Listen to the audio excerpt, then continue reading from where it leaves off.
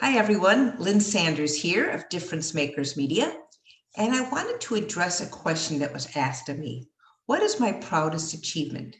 I thought about that for a while, and what really represents my proudest achievement is a 20-year journey where I got a special children's book published. This is the book, Dancing with Tex, The Remarkable Friendship to Save the Whooping Cranes.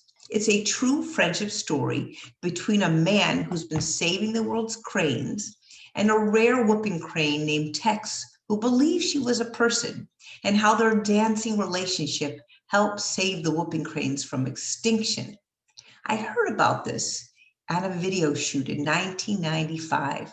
I was hired as a writer and co-producer of a video that was being produced by Amico about how Amico was helping the International Crane Foundation by creating a rare whooping crane exhibit so whooping cranes could be outdoors.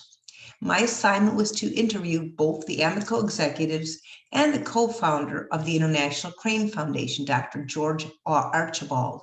And off camera, he told me the story of how he was friends with this rare bird who thought she was a person.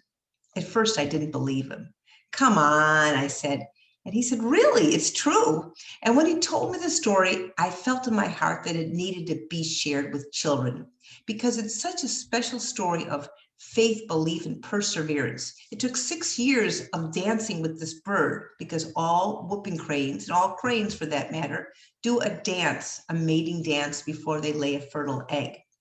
So it took 6 years for this egg to happen and it to hatch into a chick, and that chick had many other chicks, and ultimately the whooping crane species was saved.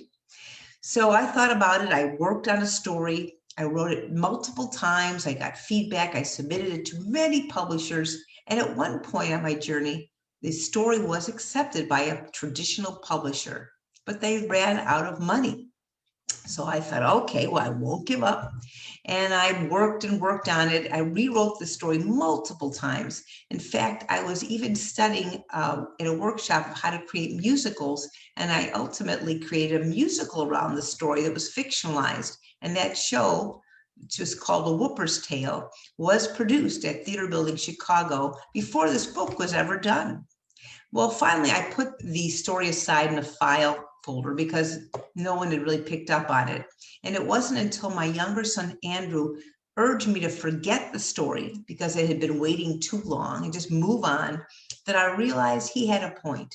I either had to just forge ahead and get the story published, even if I did it on my own, or just forget it. And what went through my mind was, how will I feel when I'm dying if I haven't created this book? That was really what I thought about. Will I regret that I didn't publish the story?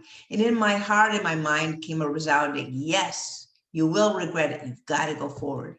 So I went through crowdfunding.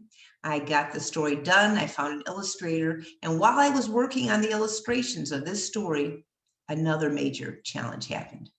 Our younger son, Andrew, the one who had nudged me forward, had a sudden stroke. He was unconscious for 3 days in the hospital. But when I went away from the hospital, I had something positive to work on. I did not want to give up. And we worked, illustrator and I worked on the story. I found a wonderful woman who was able to do the formatting of the text, putting the words on the page with the illustrations. And finally, it was published. And I have to tell you, when I first held this book in my hands, I started to cry. It was like I had a new child in my arms, and that child was smiling at me. So even though this is just a book, like many other books on the shelves, it represents something really special to me. It represents my own journey of having faith, belief, and perseverance in my dreams and making them come true. And I hope the same will hold true for you, that you can hold on to your dreams and make them come true. Thanks for listening. Bye-bye.